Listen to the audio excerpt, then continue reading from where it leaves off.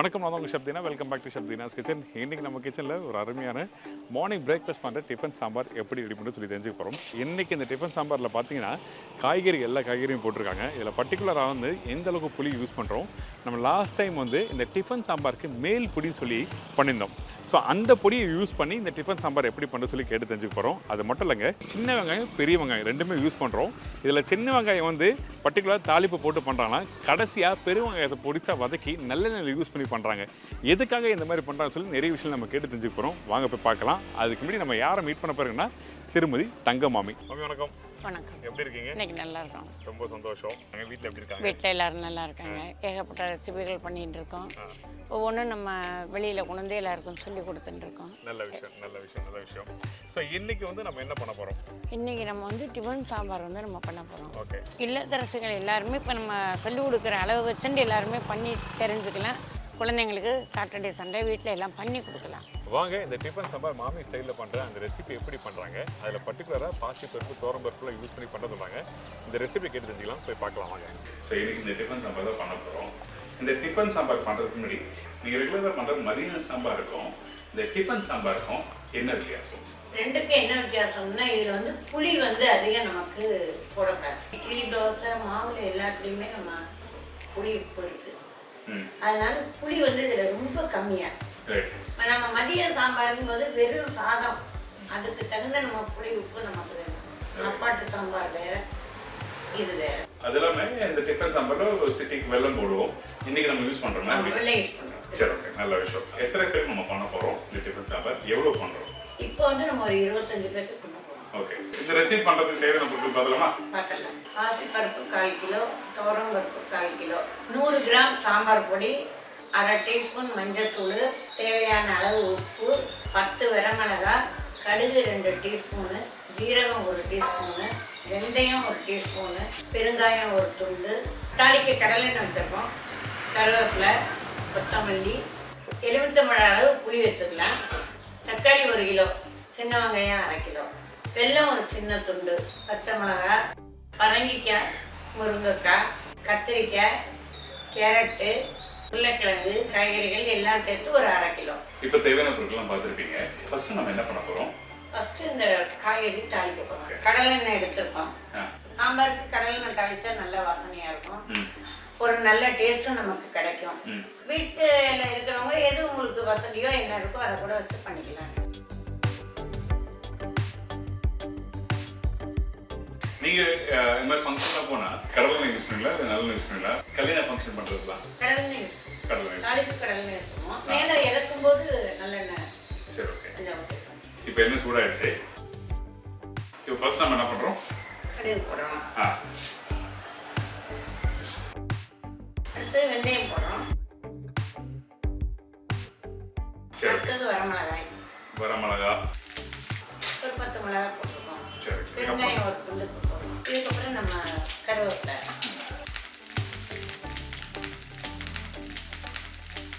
சீரகம் போடுறோம். ஓகே.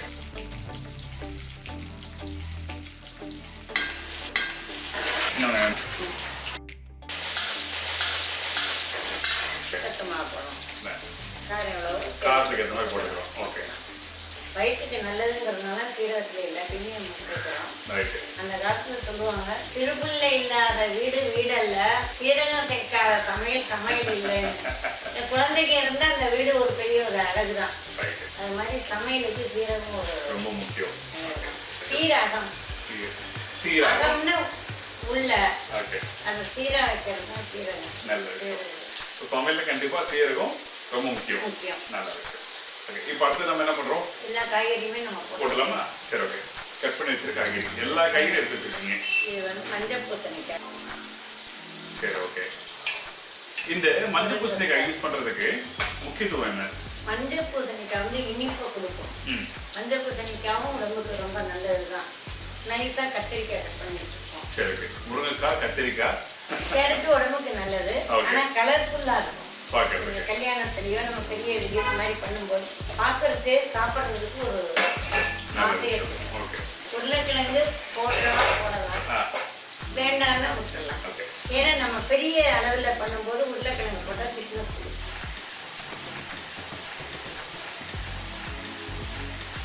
இப்போ எல்லா காய்கறியும் பொடிச்சு கட் பண்ணி போட்டுருக்கோம். இதுக்கப்புறம் நம்ம என்ன பண்ணுறோம்? இதுக்கப்புறம் தக்காளி போடுறோம். சரி, ஓகே. ஓகே, இப்போ காய்கறி எல்லாம் போடாச்சு. இப்போ நல்லா வதக்கி வரும். இப்போவே இது ஒரு கலர்ஃபுல்லாக இருக்கும். ஆமாம். பார்க்கும்போது அடுத்தது நம்ம மஞ்சள் தூள் போடுறோம்.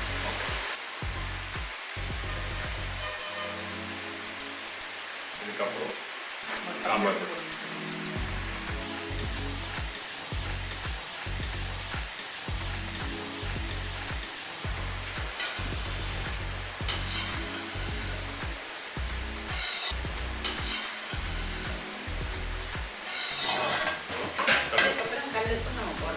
எல்லாமே இந்த காயில சேர்ந்து சரி. காரம், மஞ்சள் பொடி, கலர் எல்லாமே சேர்ந்துடும்.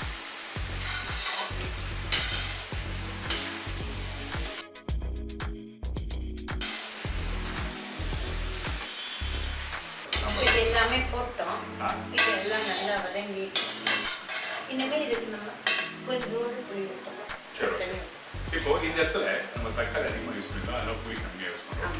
ஓகே, சாம்பார் இப்படி பண்ணும்போது முக்கியமாக கவனிக்க வேண்டிய விஷயம் என்ன? இப்போ சாப்பாடு சாம்பாருக்கு நம்ம மிளகாய் அதிகம் போடணும், மல்லி அதிகம் போடணும்.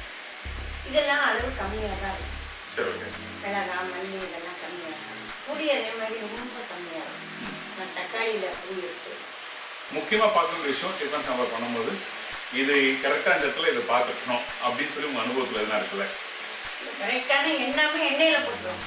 ஓகே, அதுதான் நல்லா வதங்கி இருக்கு காய். எல்லாம்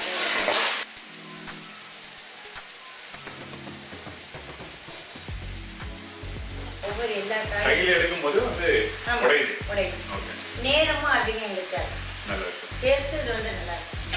சூப்பர். புளித்தண்ணியில் வேக இருக்கும். நம்ம மசாலா உப்போட வேக இருக்கும். அதில் உப்பு கரெக்டாக புளிச்சிருக்கும். நம்ம புளித்தண்ணியில் போட்டு போட்டோம்னா கொஞ்சம் உப்பு இறங்கு. ஸோ இந்த மாதிரி காயை நல்லா பக்குவத்துக்கு நல்லா வதக்கிட்டு அதுக்கப்புறம் புளி தண்ணி யூஸ் ஆரம்பிக்கும். இப்போ நம்ம ஊற வச்ச புளியை இதில் ஓகே. சரி, ஓகே.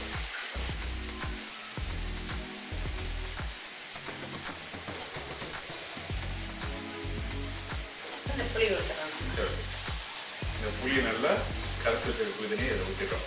ஓகே,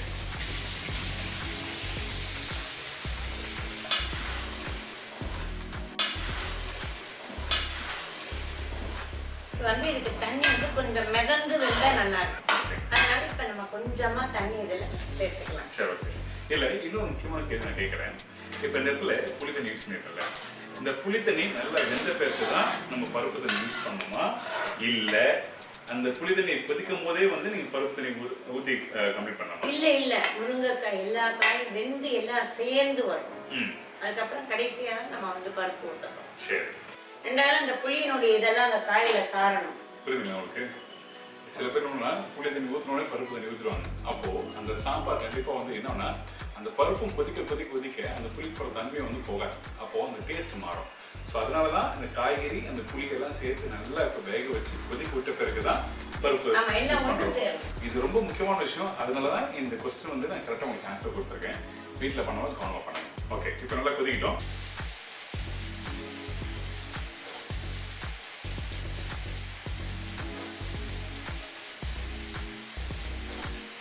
எல்லா காயும் நல்லா வெந்து போச்சு. ஓகே, வெந்து எல்லாம் நல்லா ரெடி ஆயிடுச்சு. ஒன்றாயிடுச்சு. இப்போ இந்த முருங்கைக்காயை கூட நம்ம பார்க்கலாம். ஓகே, நல்லா வெந்து போச்சு. இப்போ அந்த காய் முருங்கைக்காய் நல்லா இருந்துச்சு. இப்போ நம்ம வந்து இந்த ரெசிபியில் நம்ம 2 பொடி யூஸ் பண்ணுறோம். குழம்பு தூள் யூஸ் பண்ணியிருக்கோம், அதாவது சாம்பார் பொடி சொல்லுவாங்க. சாம்பார் பொடி, மேம்பொடிங்கிறது வந்து போடலாம். ஓகே, நம்ம வந்து கடைசியாக பண்ணது அந்த சாம்பாருக்கு மேம்பொடி தான் பண்ணோம். இப்போ அந்த பொடி எப்போ யூஸ் பண்ண போகிறோம்? அந்த பொடி இப்போ நம்ம பருப்போட சேர்த்து போடணும். இந்த பொடி எப்படி ரெடி பண்ணுறது சொல்லி லாஸ்ட் டைம் வந்து மாமி நமக்கு சொல்லி கொடுத்தாங்க. அந்த மெயின் பொடி நான் எப்படி எங்கே யூஸ் பண்ணணும்னு சொல்லிட்டு தெளிவாக வந்து லாஸ்ட் டைம் சொன்னேன். பட் இருந்தாலும் இந்த சாம்பார் பண்ணும்போது நிறைய பேர் வந்து அது கரெக்டாக எங்களுக்கு பண்ணி காமிங்க, கரெக்டாக இருக்கும், அப்போ தான் எங்களுக்கு புரியுதுன்னு சொல்லியிருந்தாங்க. ஸோ அதனால் வந்து இப்போது எப்படி யூஸ் பண்ணு சொல்லி காமிச்சலாமா? ஓகே, இந்த பாசி பருப்பு கலர் வச்சு நம்ம வேக வச்சது இதில் ஊற்றியாச்சு. ஓகே, இந்த பருப்பு வேக வைக்கும்போது இதில் வந்து பர்டிகுலராக வேறு என்ன போட்டிங்களா? மஞ்சள் போடுவோம் கொஞ்சோண்டு, விளக்கெண்ணெய் கொஞ்சோண்டு ஊற்றணும். ஓகே, எதுக்காக விளக்கெண்ணெய் யூஸ் பண்ணுங்க? குழஞ்சி நல்லா வெந்து வரும், கலர் மாறாமல் இருக்கும், வயிற்றுக்கு வந்து கெடுதல் இல்லை. சரி, சூப்பர். அதனால எப்போ பருப்பு நம்ம வேக வச்சாலும் விளக்கெண்ணெய் போட்டலாமா இதை? இது அப்படியே போட்டால் கட்டிக்கிட்டே போயிடும். ஓகே, கரைச்சி தான். ஓகே.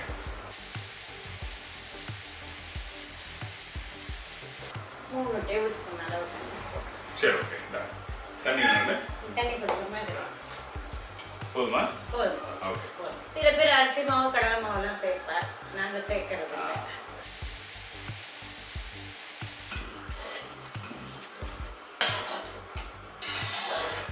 இவ்வளோதான். இப்போ அந்த சாம்பார் பொடி எப்படி யூஸ் பண்ணுறது இப்போ எல்லாரும் தெரிஞ்சுக்கோ, உங்களுக்கு கண்டிப்பாக ட்ரை பண்ணி பாருங்க. ஃபர்ஸ்ட் நம்ம யூஸ் பண்ணது இந்த பொடி. இது வந்து சாம்பார் பொடி. யார் என்ன பொடி சாம்பார் பொடி உங்கள் வீட்டில் இருக்கோ அதை கூட போட்டுக்கலாம். இது வந்து மேம்பொடி நாங்கள் ஏற்கனவே பண்ணி காமிச்சிருக்கோம். அந்த பொடி வந்து கடைசியே நம்ம போட்டு எடுத்துக்கோம். இந்த பொடியில் வந்து எத்தனை வகையான குழம்பு வகைகள் பண்ணலாம்? இது சாம்பார், வத்த குழம்பு, புளிக்குழம்பு, காரக்குழம்பு எல்லாத்துக்குமே இதை எடுத்துக்கலாம். இந்த பொடி வந்து மேல் பொடி, மேம்பொடி. இவன் சாம்பாருக்கு மட்டுமே இது யூஸ் பண்ணுவோம். ஆமாம், நல்லா வாசனையாக இருக்கும். வெல்லம் இப்போ போட்டுக்கலாம், சின்ன துளி வெல்லம் போடலாம். சரி ஓகே.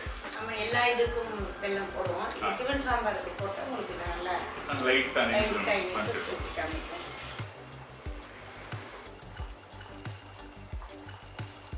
இப்போ வெல்லம் போட்டாச்சு. அப்புறம் பெரிய வெங்காயம் நைஸாக கட் பண்ணி வச்சுருக்கோம். அதை நல்லா எண்ணெயில் வதக்கி இதில் போடணும். சரி ஓகே. எதுக்காக இந்த வெங்காயம் கடைசி நம்ம தாளிச்சு போடுறோம்? என்ன காரணம்? அந்த வெங்காயம் வந்து வதங்கின வாசனை இந்த சாம்பாரில் கடைசி நீங்கள் சாப்பிட்டு முடிக்கிற வரையில இருக்கும். ஓகே. இப்போ வந்து கடாய் வச்சிருக்கோம். எண்ணெய் ஊற்றிடலாமா? நல்லெண்ணெய் ஊற்றிடலாம். இந்த நல்லெண்ணெய் வந்து நல்லா வாசனை கொண்டு தாளிச்சு முடிச்சுட்டோம் நம்ம. இப்போ வந்து மேலே வந்து மேம்படி போட்டா மாதிரி இது ஒரு வாசனைக்கு. ஓகே. இது மாதிரி டிஃபன் சாம்பாருக்கு வந்து நெய் யூஸ் பண்ணுவாங்க. ஸோ நம்ம கடைசியை கம்ப்ளீட் பண்ணும்போது நெய் யூஸ் பண்ணலாமா? நெய் யூஸ் பண்ண அந்த காரம் இதெல்லாம் வாசனையெல்லாம் அடைக்கிடும். நெய்யினுடைய வாசனை தான் தெரியும். ஓகே. கடலில் தாளிக்கவும் நல்லெண்ணெய் நம்ம மேலே நம்ம. சரி ஓகே. நல்ல டிப்ஸ்.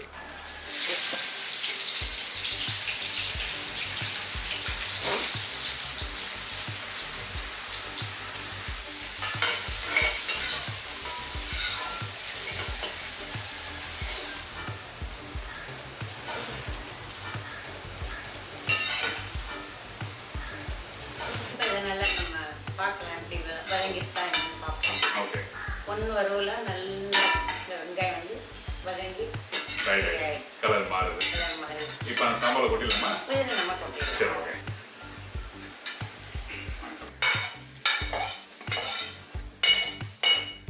இப்போ வெங்காயம்லாம் வதக்கி இதில் போட்டாச்சு.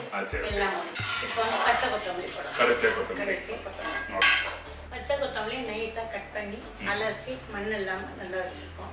இதை வந்து இப்போ நம்ம போடுறோம்.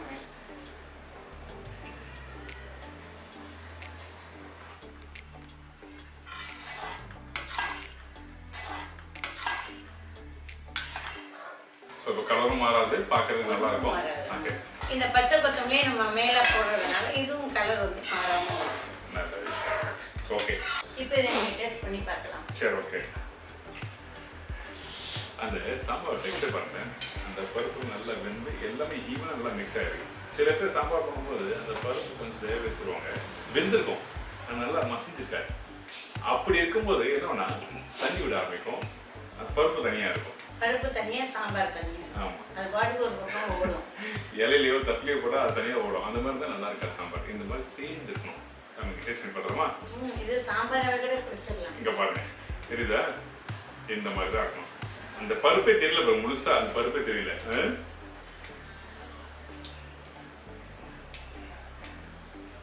சூப்பர். இனிப்பு தன்மை, அந்த வெள்ளத்தோட இனிப்பு இல்லை, அந்த வெங்காயத்தோட அந்த இனிப்பு இருக்கு, நல்லா இருக்கு. சூப்பர்.